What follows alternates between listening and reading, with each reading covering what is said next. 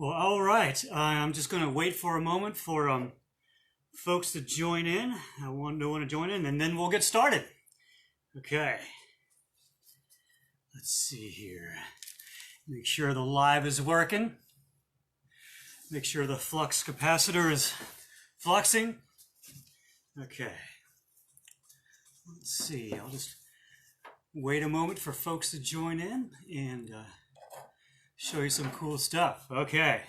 All right. I think we have some folks coming in. So, as the great Obi-Wan Kenobi said, hello there. I have some really cool stuff to show you today. So let's dive right in. The first thing, though, that I want to do is I want to show you this artifact and see if anyone there can tell me what it is. And then at the end, the second artifact, I shall explain what it actually is. So let me hold this up, okay? I'll hold it up closer to the camera and see if you could tell me what this is and what this would be used for. And then we'll see if anyone gets it right. And then I'll sort of show it at the end. And I'll show this a couple times through. Okay, again, let me get this a little bit closer to you so you can see. You can see that? What is that? Tell me what that is. Okay. So something I want to show you today is I want to show you this. Okay. So, hello, Kristen. All right, so this right here, and I'll give this sort of a closer thing. This is James Monroe's writing set. This is one of his portable writing sets that he had. Hi, Izzy. That he had from back in the day. And let me give you a closer look here. Let me show you what's going on. You can see that. Again, this is a portable writing set. So this is something that he would have taken with him. Ooh, and a can opener or a belt attachment. That's a that's a good guess. Kristen, the switchblade, that's a good guess too. And I'll keep those in mind as we go along. So as you can see here, something that's really kind of cool and really sort of interesting about this is that it has both a quill pen and it has a metal pen, a metal nib pen here, right? See that? Can you see that? Let me get a little bit closer. Not in the greatest shape, as you can see. Not in the greatest shape, but it's still pretty cool. And the reason why this is, oh, and right here, you see this? See if I can pull this up. That is an inkwell, so that would store the ink. So what's kind of cool about this is that it shows two very distinct styles of pen. And you ask yourself, okay, so who cares? What's the big deal? Well, I'll tell you. First of all, pens, they sort of date back, a lot of people say the ancient Egyptians, they had pens back, about 3000 BC when they were writing on papyrus and things like that. There's mention of quill pens in the 7th century, AD, in medieval times, And there was actually interesting. There's actually a copper nib found in the ruins of Pompeii. The Romans used styluses, right? So what's a stylus? Well, a stylus, is the long point that they can use to, inscribe like cuneiform or chiseling things in. You could maybe use them with ink if you wanted. But so you have a stylus, and then you have the nib, the metal nib right here. That's a metal nib. See that? And they say that there was a copper one found in the ruins of Pompeii. And you ask yourself, well, how did copper survive? Why didn't the copper melt? Well, you figure copper has a melting temperature of around 1,984 degrees, right? And volcanic ash is sort of between, 700 and 1,400 degrees. So, the copper nib could have survived, and obviously did. But you have, mention of quill pens, the 7th century, you have, copper nibs found in Pompeii, they were sort of new. They do mention, sort of a new, quote unquote, in 1792, there was an advertisement in a newspaper for the new metal pen, even though, they've been using metal pens. But people, wonder, so what's the difference? What's the difference between a quill pen and a metal pen? Like what's the difference? Well, obviously, the quill pen is made from the quills of feathers, right? It's, made from feathers. They're flexible. They're readily available. They can be used. What they would do, okay, so if you can imagine, say this is the end of the quill pen. They would shave it off. Now you look at this doesn't have a feather on it, right? It's very short, very small, but it does have a point, okay? So they would snip off the point and make it sort of a point. So this is the end of the pen. and then they would cut that groove. They would need that groove in there.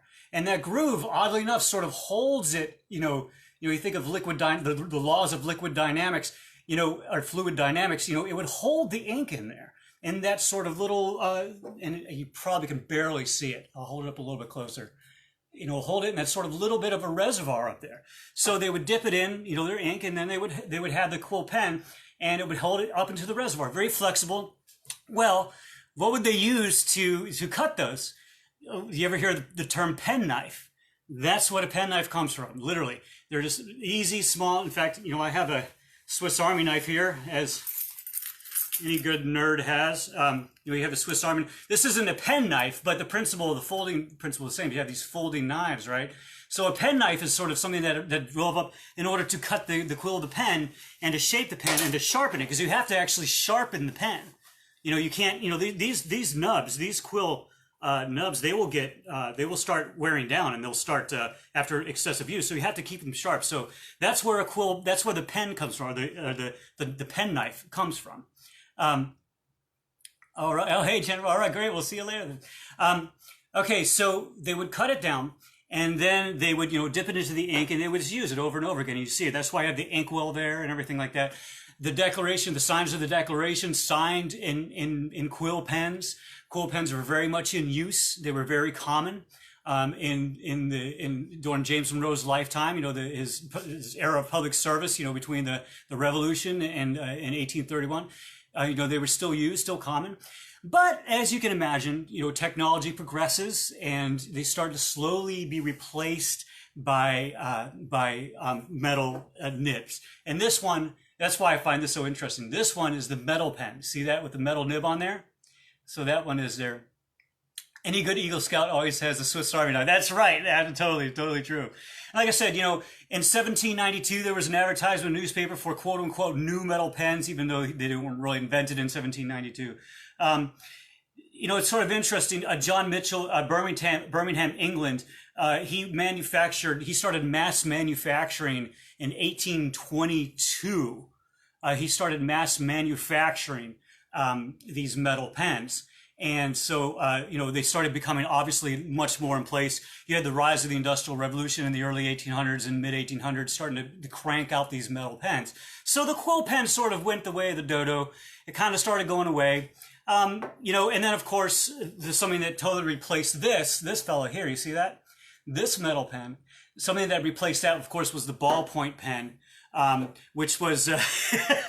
that was patented in 1888 by a guy named John Loud. And no, I'm not making that name up. A guy named John Loud patented the ball pen in 1888, and the rest is history. And of course, that it all sort of evolved from there. And it's interesting. Another sort of development of the pen. Do you remember in 1972? I think, or was it 72 or 79?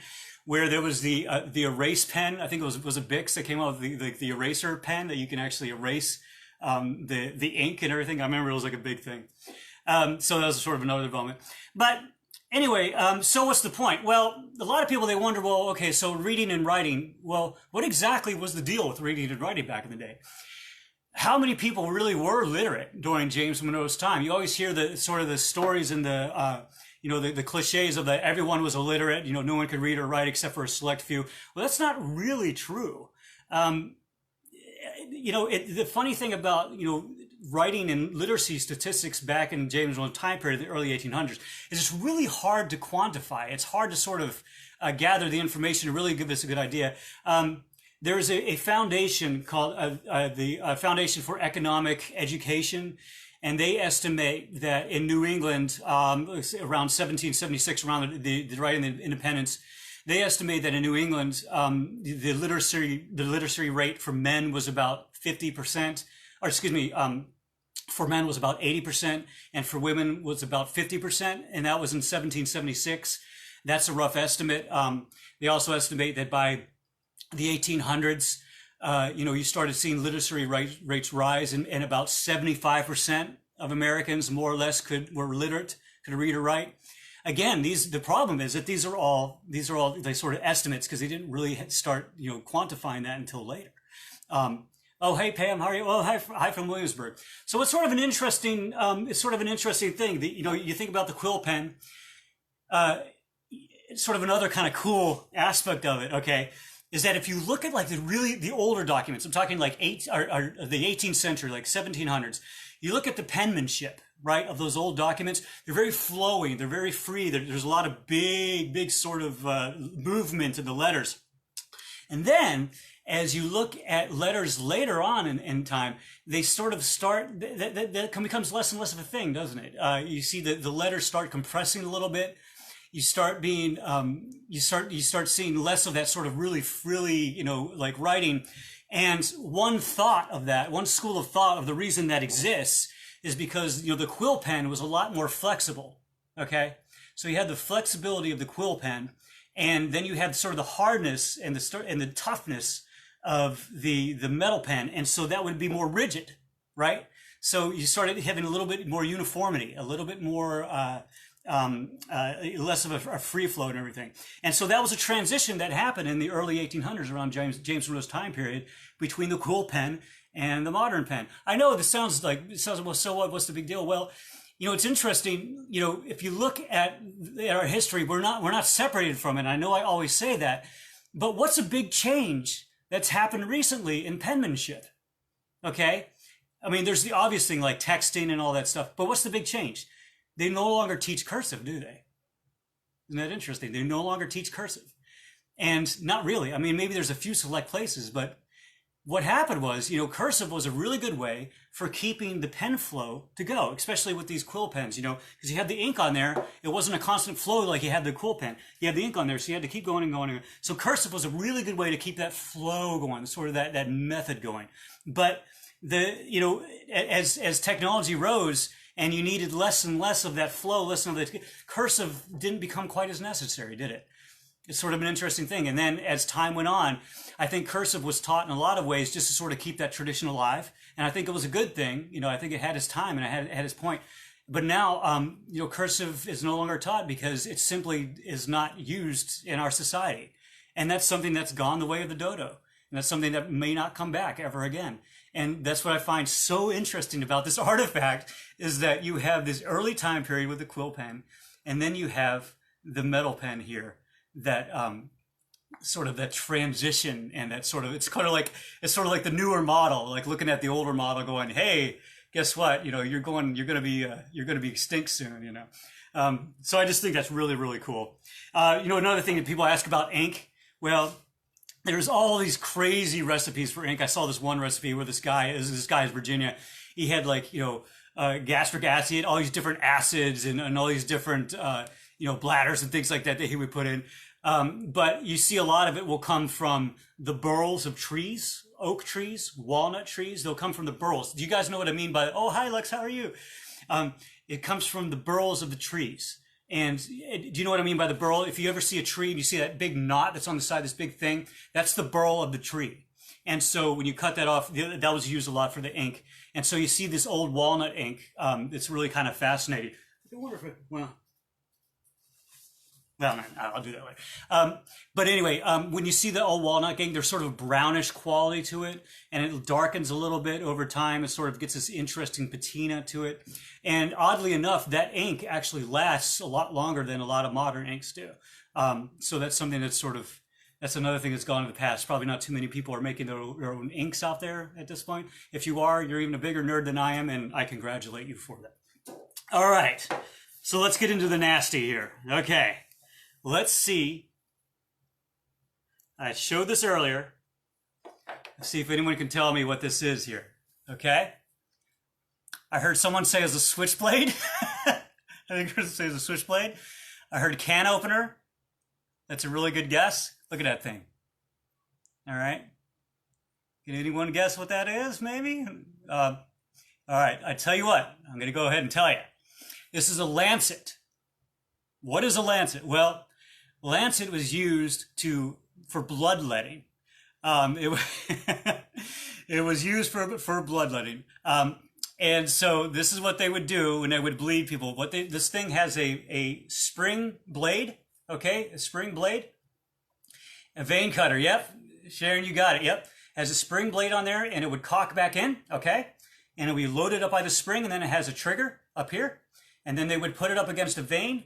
wherever the physician or the barber would deem necessary, and they would hit that lever, and boom, would pop that blade right into your skin, and it would start bleeding you. And yep, it would work like a charm. Nasty business, right? What is going on with this? What's happening? Why were they bloodletting? What's the deal with that? Well, I'll tell you. Bloodletting was something that dates way back into antiquity. The Greeks did it. There was sort of this idea of the Fumaro Theory, where you had different fluids, different biles that you had. You had blood, the red bile. You had the red fluid. You had the black bile. You had phlegm, and you had phlegm, and then black bile. Okay, so you had these four different fluids that you have in your body that they believed if it could be out of balance, and that bloodletting would help cure that. Bloodletting was used all the way up through the 1800s in many respects. It started going out of favor, and I'll talk about that in a second. But some famous examples, you think about George Washington, that he woke up one day in 1799 with a sore throat. And he was a big believer in bloodletting. And sure enough, the physician came in and he started bleeding him. Okay, can you imagine the scene? Imagine the scene where George Washington, brilliant tactician, first president of the United States, in his mind, he absolutely believed that letting out blood would help him. And, he's the president of the United States. What can he do? And so they say that they took out about 3.7, something like that, liters of blood. And some people speculate that that's kind of what did him in. Whether that was the final nail in the coffin, so to speak. Who knows? But certainly that's a lot of blood, and it certainly didn't help him at all. Bloodletting. Why did people believe in bloodletting? Why did it continue? Well, as I said, it started off with that sort of the different, keeping the different fluids in check back to antiquity, and it sort of stuck with it, right? It sort of stuck with our culture. What was interesting is that they had vast advancements in anatomy, and vast advancements in knowing what body parts were, how different body parts work and things like that. But what they didn't know, they didn't really know how disease worked, right? They didn't really know. And so there was really, so you could see where that would sort of keep within our culture, because humors, yes, thank you very, very much, Christy. Yeah, the humors, the four humors. Thank you. The four humors, the black bile, the yellow bile, phlegm, and blood, red blood. And they say that if you had yellow bile, that you were kind of a bitter person and all that sort of thing. If you had a lot of phlegm, you had a bill for. It's an interesting thing. They believed that it cured all kinds of things. They believed it cured tuberculosis. They believed it cured, brain fevers, headaches, things like that. So it's really amazing. But you think about it, they didn't really, especially in James Monroe, they didn't really know how disease worked. They didn't understand that. It wasn't until, and so you could see why that would sort of keep in the popular culture. It wasn't until later, had people like Pasteur, Koch, I hope I'm pronouncing that correctly, spelled Koch, who were developing these theories, and they were looking at bacterium, and they were looking at, wait a minute, there's actually little tiny living organisms that are at play here. They're not some, balance of the fluids. It's these little tiny organisms. And so they started looking at that, advancements in technology with that. You had people like Lister, Joseph Lister, who had the audacity to suggest that they actually use antiseptic in dressing wounds. It's like, ooh, use antiseptic, that's crazy talk, things like that. So you started having these advancements. What is something that would advance medical causes? Well, unfortunately, something that advances medical knowledge are war and pandemics. You think about it, there was major advancements after the Civil War in medicine. They learned a lot. Tuberculosis, malaria, whenever scientists went in and they started studying these in the 1800s, they started learning about these things. So oddly enough, and unfortunately enough, sort of, I guess society needs a kick in the pants every once in a while to sort of advance their medical knowledge. And So, you see pandemics happen, and suddenly there's this advance in medical knowledge, and that's true historically. And oddly enough, what are we in right now? We're in a world pandemic. So it'll be interesting to see if any advances come out of this, if there's any positive coming out of this. I like to believe that even in darkness, there's always some kind of light. There's always some kind of positive. Maybe that's naive, but it's a historical fact. So maybe it's not too naive, hopefully. But anyway, here's the Lancet. This is actually would belong to General Winfield Scott. I hope I'm pronouncing that correctly. And the family story says that Mrs. Monroe fell ill and that he came in and did some bloodletting. We don't think so. We think that's just a family story. Who would do the bloodletting? Well, originally, way back in the medieval, before the 1300s, it was a lot of clergy would do it. Of course, barbers and things like that. Then at one point, I think it was in the 1300s that the clergy was, or 13th century maybe, that the clergy was banned from performing bloodletting, and it actually started turning to barbers, physicians. And so you think about barber, it's like, well, a barber, why would a barber do bloodletting? That doesn't make any sense. Well, barbers back in the day were also before the medical field, really grew. Barbers were ones that they would often offer surgery. They would often offer bloodletting. How do we know that? Well, there's records, but also take a look at a barber pole. Okay, you're driving along, just take a look at a barber pole. What's on the barber pole, right? You have that red and white stripe. Okay, the red dates back to the fact that the barbers used to do bloodletting. And the white dates back to the fact that they could also do surgery and pull teeth. Isn't that cool? So whenever you look at a barbershop pole, it's a little bit more sinister than we think it is, right? So you look at a barbershop pole, it looks, it's like, actually it's referring to bloodletting. It actually has roots in that. But barbers, I just think it's funny. Anyway, barbers, they would, pull teeth, they would do all those things, but they also, in addition to cutting your hair and doing a shave, they would do bloodletting. And so that was something that sort of came up. And that sort of started going away, obviously. Again, everything, all these things disappear more or less usually because of technology, right? You look at a lot of these artifacts that I've shown over these time periods, a lot of these things, they've disappeared because of technology. That's really sort of the thing that does it. And it makes sense, things get advanced. So this is, again, another one of these objects that I talk about when I say that we're probably not going to see again, okay? Last week I showed a shoe, right? Here. Well, I'll show it again. Why not? Remember I showed the shoe last week? Okay, this shoe, yeah, it looks a little dated, but more or less today, you could probably see someone walking around with a shoe, right? It's something that sort of is kept around. A lancet for bloodletting? Probably not going to see that again. Not really. At least not for the original purpose. I have heard stories that some physicians, they believe bloodletting can help in some capacity, but I don't think it's very a wide practice. So there you go. A lancet that belonged to General Winfield Scott and used to extract blood. Okay, so anyway, let me sum up. Writing tool, a writing set. You have the Quill Pen, and you have the metal nib here.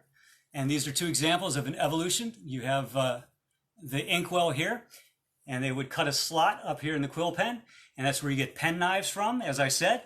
And then the metal advancement, and you started seeing changes in the writing style, less fluid and more straight, more stringent. And again, the inks have changed over the years. Originally, you'd see a lot of walnut inks, a lot of gall inks. Gall is just another term for that burl, that burl on a tree. And again, ink pens are the Quill Pen. Would people bring their own lancets to their bloodletting appointment?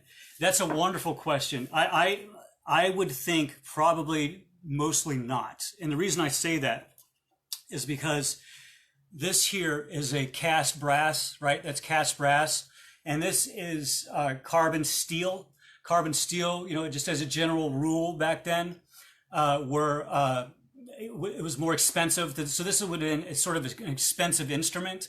a very specialized instrument, so I doubt that people would bring their own unless they were very wealthy and had one. So that's a great question. Okay, I'm going to nerd just for a quick tangent. People wonder, why do I say carbon steel, spring steel? Why do I say that rather than just regular steel? Because carbon steel has a higher carbon content and it's harder, it's sharper. It can be used for blades. Whereas just regular steel, iron, they might have a lower carbon content of around 0.18, whereas this would be 0.6 or higher. And so that's why I say that. Okay, enough of the nerd tangent. But anyway, so yeah, something that is just gone and no longer seen anymore. Okay. Well, I tell you what, thank you so much for joining me. There's a question. Did barbers have the best knives? Certainly would be. They certainly would be sharp knives, absolutely sharp. You see those old razor blades? Maybe next week I could show one. What they would do is they would strop. What do I mean by that? So with a typical barber blade for back in the day, you would have your sharpening stone, right? You have a rough sharpening stone, and you would do it at about maybe a 20 to 30 degree angle, just like that, and they would sharpen along here. So imagine this is the barber's razor. They would sharpen it along here, and then they would go to a finer stone, and they would sharpen along that, and then they would do a strop, which is just a leather strop, which is just a piece of leather, and they would go up and down. And what that does is that reduces the burr on the blade, on the edge of the blade, and it makes it super, super sharp. So anyway, hopefully that answered the question there. But anyway, okay, so thank you so much for joining. Once again, these will all be on our Facebook page. All my past ones are on there too. If anyone has any questions, my info is on our website.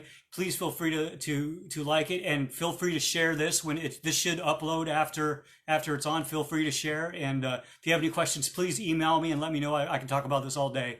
And so thank you so much for joining. I appreciate it, and we'll see you next time.